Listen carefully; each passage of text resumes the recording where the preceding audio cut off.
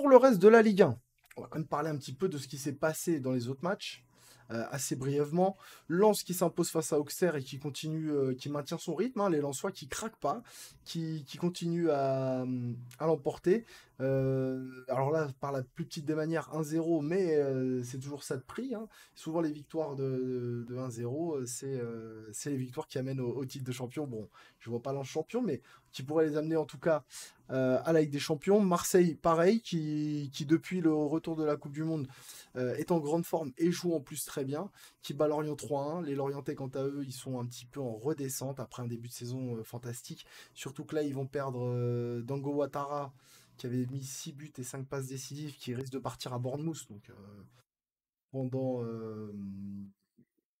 pour 27 millions d'euros, donc belle réussite financière. On parle aussi potentiellement du départ de Terem Moffi qui est en discussion très avancée avec les Niçois. Donc bon, Lorient, ils ont quasiment assuré le maintien. Ils vont faire une saison déjà d'un point de vue sportif qui est déjà réussie aujourd'hui, puisqu'ils sont quasiment maintenus. Et puis d'un point de vue sportif, d'un point de vue économique, c'est plutôt pas mal. Lyon-Strasbourg, j'en ai parlé, hein, grosse bouffée d'air pardon, pour les Strasbourgeois qui étaient en très grosse difficulté depuis le début de saison. Lille, qui gagne 5-1 face à 3. Et Lille, je vais aborder ça dans les prochaines semaines parce que je vois bien cette équipe faire une deuxième partie de saison de très haut niveau. Les Lillois qui marchent sur les Troyens, tout simplement, avec un Bayo qui n'avait pas marqué depuis très longtemps, qui met un petit doublé. Après la très belle saison qu'il avait fait à Clermont, bah, c'est de bon augure pour les Lillois. Jonathan David aussi qui était en forme. Et puis euh, des petits jeunes qui ont fait des bons matchs. Des jeunes notamment de 17 ans, je parle de Yoro, Baleba qui a 18 ans.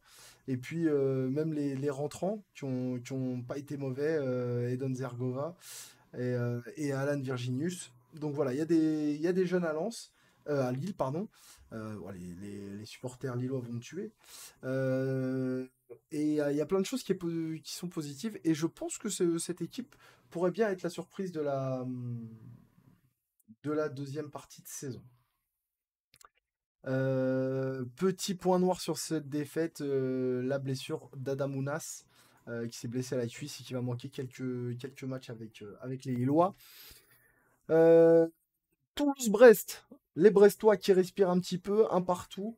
Bon, c'est un peu frustrant, ils auraient pu l'emporter. Et les Toulousains bah, qui s'en sortent pas si mal que ça, même si bien sûr leur super président Damien Comolli est venu encore une fois crier sur l'arbitrage. Bon, lui, il pleurniche plus qu'il préside. Donc, bon, voilà, c'est pas plus mal le un partout. Même si moi je trouve que dans le jeu, il s'en tire pas mal. Angers qui continue sa dégringolade et Clermont qui continue de prouver que c'est une équipe sérieuse pour la Ligue 1. Clermont qui est actuellement huitième devant Lyon quand même, devant Nice. Donc c'est plutôt pas mal pour les Clermontois, qui font pas beaucoup de bruit, mais qui tournent pas mal.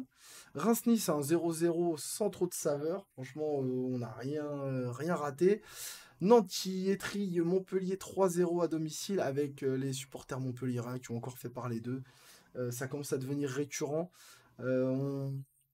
Saison de galère pour les Montpelliérains, alors que pourtant, quand on regarde leur effectif et le recrutement, notamment avec Nordin, Kazri, Sako, il y a de quoi faire. Il y a une belle équipe à Montpellier. Je sais pas trop ce qui va se passer au niveau de l'entraîneur. Est-ce que Pito va rester ou est-ce qu'il va partir? Je ne sais pas. Mais en tout cas, ça devient compliqué. Et Nantes, bah, qui eux sont sur une pente ascendante. Après un début de championnat un petit peu compliqué, ça revient un peu mieux côté nantais, puisqu'ils sont maintenant à la 13e place. Et ils s'éloignent de la zone de relégation. Tandis que Montpellier, lui, fait le chemin inverse et s'en rapproche dangereusement. Enfin, on termine par Monaco qui met une correction face à Ajaccio. Monaco aussi qui commence à marcher très fort. Donc voilà, on a une Ligue 1 qui est pas mal, hein. On a quand même plusieurs clubs. Et ça, j'en parlerai aussi dans une prochaine émission. Mais que ce soit Lens, Marseille, Monaco, Rennes, Lille, voilà, je trouve que c'est rafraîchissant pour cette Ligue 1. Ces clubs qui ont tous en commun d'avoir une gestion qui s'est renouvelée. Et ça marche bien. Et je pense qu'on va avoir une lutte, peut-être pour le championnat, mais surtout pour la Ligue des Champions qui va être farouche. Et on n'est pas